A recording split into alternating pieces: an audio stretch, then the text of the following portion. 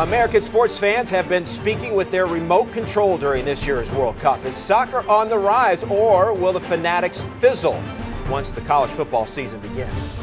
Ray Crawford here with our managing editor, Pete Fiutak, and from the Chicago Fire, the MLS, good to have with us Kevin Egan to give us that soccer perspective. And Kevin, the question to you is, will the momentum continue with the game of soccer in the conversation once the American football season begins? Yeah, and it's been such a wonderful World Cup for the US, and it's a fascinating question, Ray. And I always look at the domestic league when I'm asked that question, because the rise of Major League Soccer will have a huge impact on the growth of the game here in the United States. When David Beckham arrived back in 2007, there was only 12 Major League Soccer teams. Right now, 19. Next year, we've got New York, and we've got Orlando coming into the game as well. And you've also got Atlanta signed up, guys. I just think the game is on the rise here. The reason, well, there's many.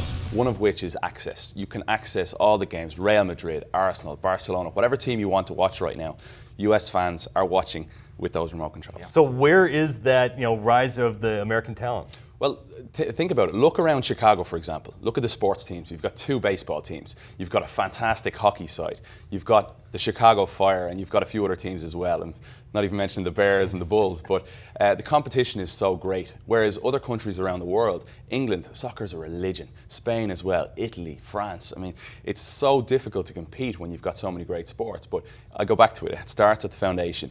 I think we'd all look at our generation and we'd say, we grew up playing soccer. However, our parents didn't when you're looking at the United States. Whereas when you have kids now, and they have kids as well. But I'm already seeing a lot of folks on Twitter who are saying they're counting down the days to the start of college football season. I mean, we're able to compartmentalize events like the World Cup and say that was great and wonderful, and then people are ready to turn the page, we were talking about this all off the air. The reason why I kind of like the English Premier League is you do have all these insane fans. I mean, it's kind of hard not to at least pay some attention to it when the fan bases are just so crazy, and it really relates to college football, where you see, he mentions it's a religion in England. Well, in Alabama and other parts of Texas, other parts of the country, college football is such a religion. It's kind of hard not to see that the parallels between the two. And if you see Premier League fans talking about college football, even more so than the NFL, they kind of get into that a little bit more.